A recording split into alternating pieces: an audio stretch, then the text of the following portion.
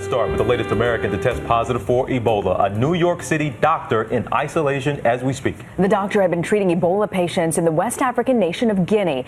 He was out and about in New York before his temperature spiked yesterday morning. ABC's Lena Zach joins us live with the latest. Good morning, Lena. Good morning, Rena. This morning, the disease detectives have identified 4 close contacts that they are going to be actively monitoring. While the bowling alley that the patient recently visited is being completely scrubbed, they're taking no chances.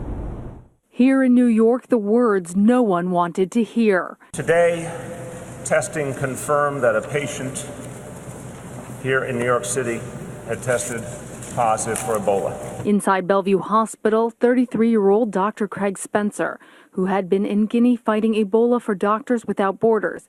He returned to New York via Brussels last week. Early Thursday, his temperature hit 103 degrees, one of the first signs of Ebola. EMTs in protective gear rushed him to Bellevue Hospital, which had spent recent weeks holding drills, preparing for the possibility of Ebola striking America's largest city. Is this a worst-case scenario, Ebola in New York? It's really not. New York City has one of the best health departments in the country, so they're better prepared than I would think just about any place in the U.S. Though many in the city are on edge, the governor wants to reassure the public. That it's here in New York, it's more frightening.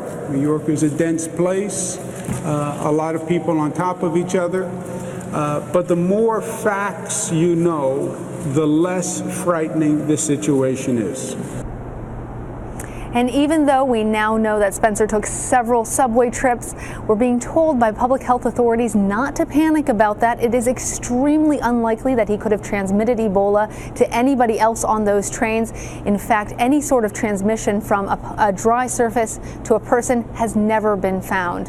Rena, TJ? Yeah, that's a good reminder. Lena, how is New York better prepared for this than, let's say, Dallas?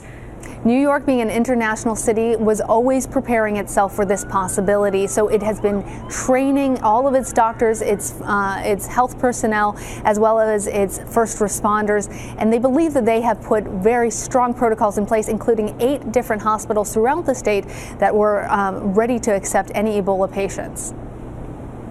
All right. ABC's Lena Zach for us this morning. Has a lot of people concerned, a lot of anxiety, but again, like the governor said there, the more you know, the less worried you are. So just get the information out there, and we shall see.